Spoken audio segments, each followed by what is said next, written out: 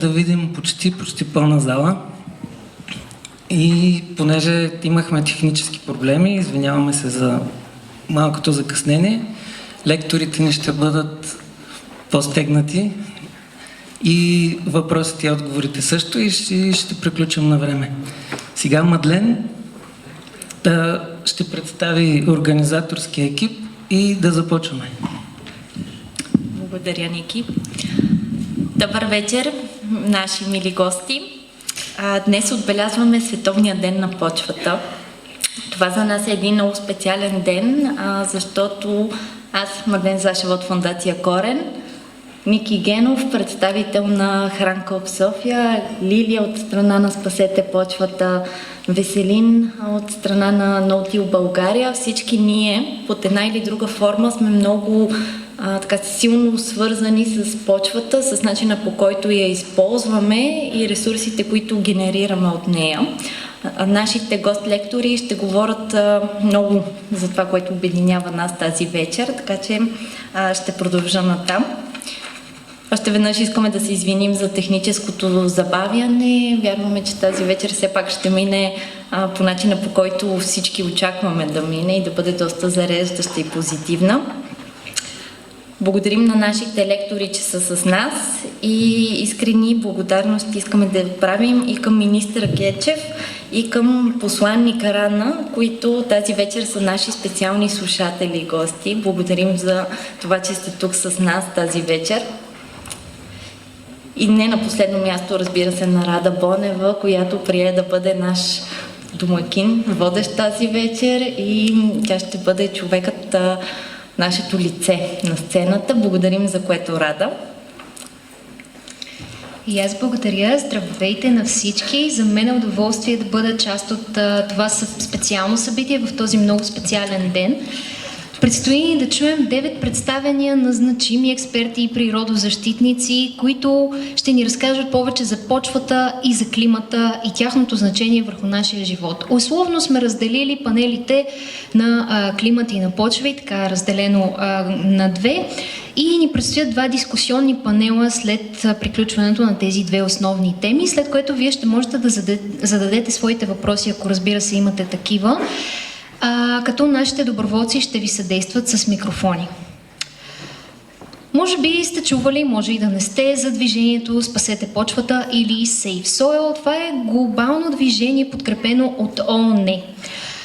И чиято цел е да повиши информираността за значението на почвите и за тяхното опазване с предвиждането на конкретни политики, които да гарантират минимум 3 до 6% органично почвено съдържание, за да остане жива почва за бъдещите поколения. Инициатор е Сад Гуру. Той тази година измина над 30 000 км на мотор, за да говори за тази така важна тема и да обърне внимание върху нея. Посети много държави от Европа и Азия, като разбира се мина и през България през април месец, благодарение на доброволците на Спасете почвата в България. Успяхме да осъществим, аз го казвам като гост, не съм бил, част от организационния екип, една изключително ползотворна среща, като част от тази обиколка на Сад Гуру беше, разбира се, подкрепена с много срещи с политици, за да обсъди тези теми. В България Сад Гуру се срещна и с вице-премиера по климата Борислав Сандов и, разбира се, след това последва среща с стотици хора в София Тех парк в Джон Атанасов. Тъй като посещението на Сад Гуру вдъхнови и провеждането на това събитие днес, ще започнем с едно кратко специално видео, създадено от Спасете почвата.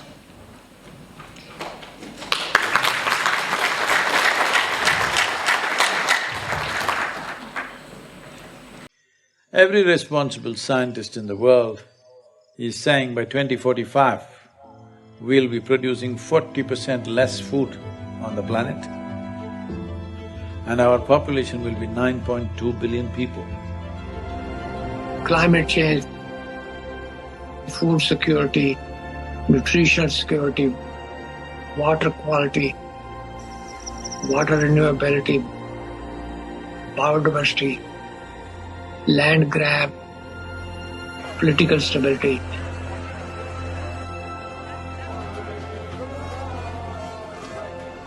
Human health, well-being, peace, prosperity. Soil is the basic of all that.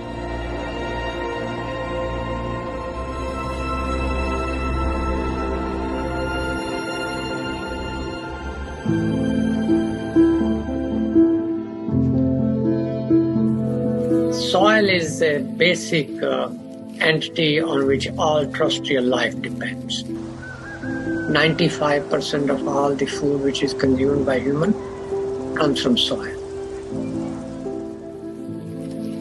So soil and life have evolved together. There is no soil without life, and there is no life without soil.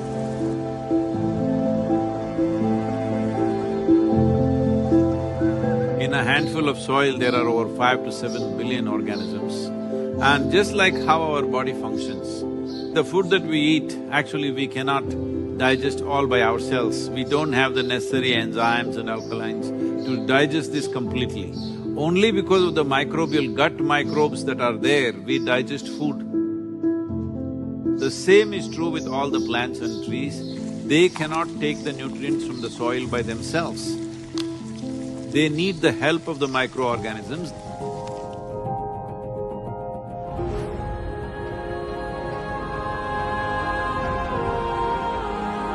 The first 15 inches, 12 to 15 inches of soil is responsible for 87% of the life on the planet, including you and me. And that today we are using machines where they're plowing almost like 12 to 14 inches deep and leaving it open to the sun. This is like we peel off our skin and stand in the sun, you know? You will be screaming. That's exactly what the land is doing. Land is screaming, but nobody's hearing. Just plowed and left open, killing all the microbial activity.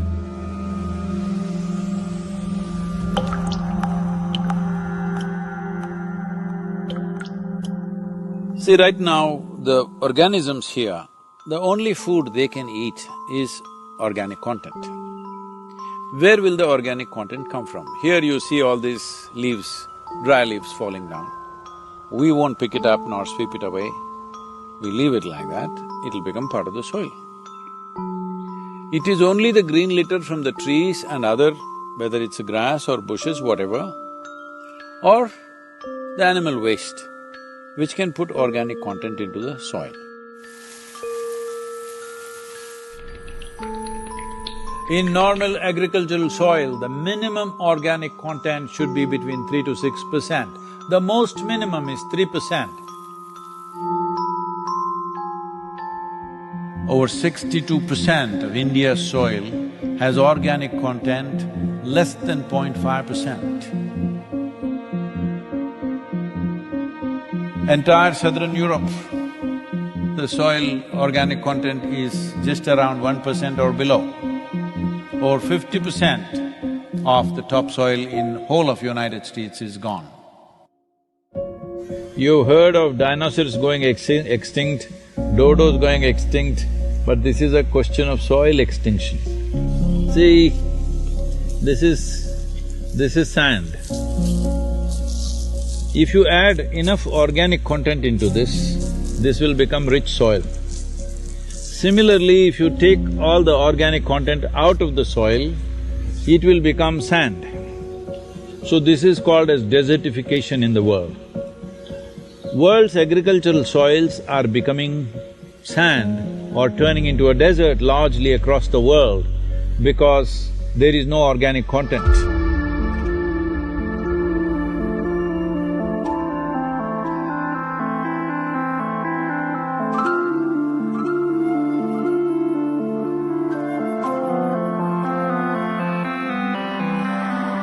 Right now, the soil that we are using is not our generation's soil.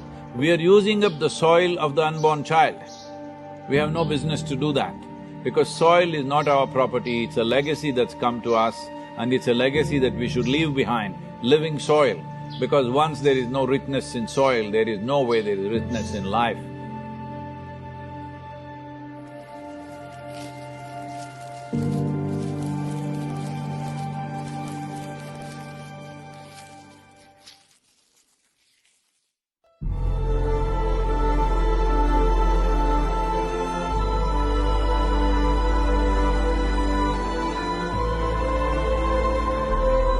Right now, United Nations statistics say that we may have agricultural soil only for another 80 to 100 crops.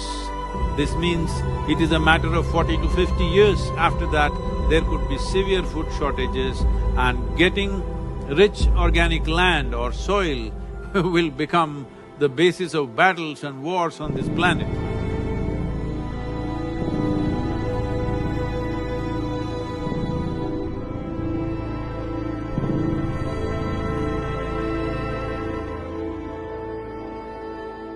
People talk about the weapon of mass destruction, nuclear bombs and missiles and other things. Yes, what happened in Hiroshima and Nagasaki is unforgivable, yes. We forget one of the biggest weapons of mass destruction is hunger.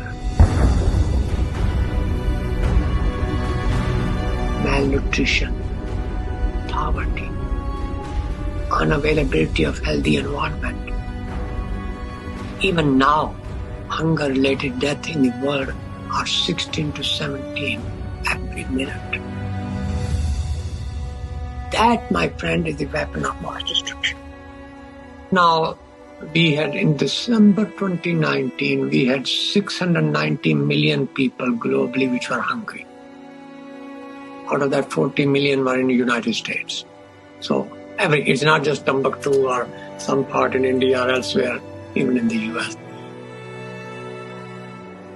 I was talking to the WFP director who is from United States. He said that by 2035, there could be severe famines in Chicago and Illinois region because the soil conditions have depleted so badly, it can easily happen. Civil wars are expected. By 2035, 2040, they're expecting many civil wars within countries because not everybody in a given country will have food, so naturally there'll be fights. If 40% less food in India means 40% of the people don't have food, you think they'll just get hungry and sit in a corner? No, they will do things that you can't imagine. You must understand, whole human civilizations have been built only because of the fire of the belly to fulfill this. The same fire which built human civilizations can burn the damn thing down if it is not quenched. Do not underestimate that. There is no peace if there is no food. It's simple as that. It simply means the food that you're eating doesn't have enough nutrients, even if you eat enough food, because soil has been destroyed like this. One serious problem that the world is facing right now is, by 2030, it is expected 1.6 billion people will migrate. Out of this, 0.9 billion will come from Africa. See, when people migrate in an unplanned way, what they go through is unbelievable. It is expected that in India, about 220 million people will move to urban centers in the next 8 to 10 years' time. Tell me, in your city, do you have place for another 20-30 million people extra? This will happen in a big way across the world.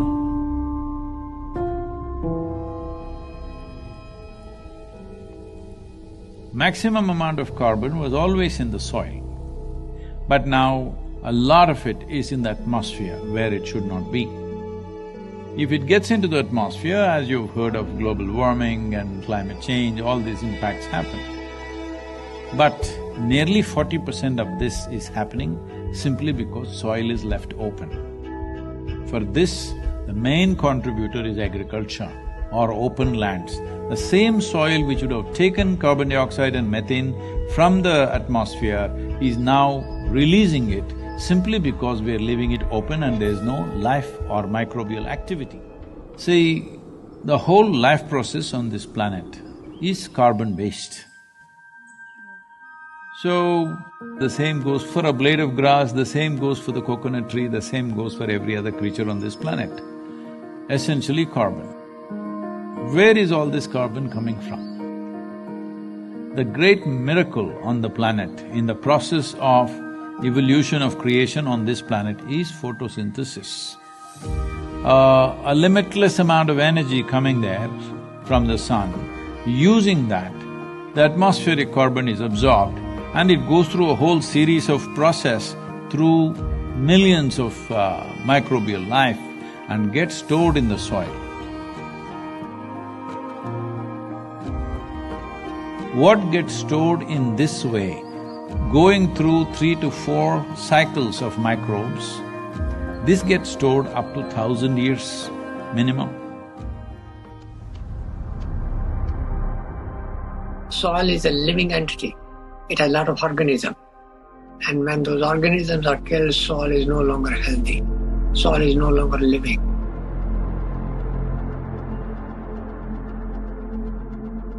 Soil cannot create the ecosystem services. When soil dies, everything else dies with it, including us.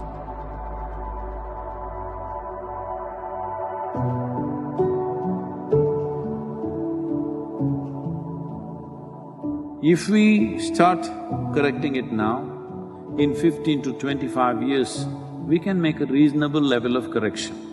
We can come away from the brink where we are. But if you leave it for another 30 to 40 years and then try to do it, it will take 150 to 200 years to regenerate the soil. So this is not about just painting a dark picture of everything. This is a moment of responsibility that we as human beings, if you stand up right now, we can turn this around.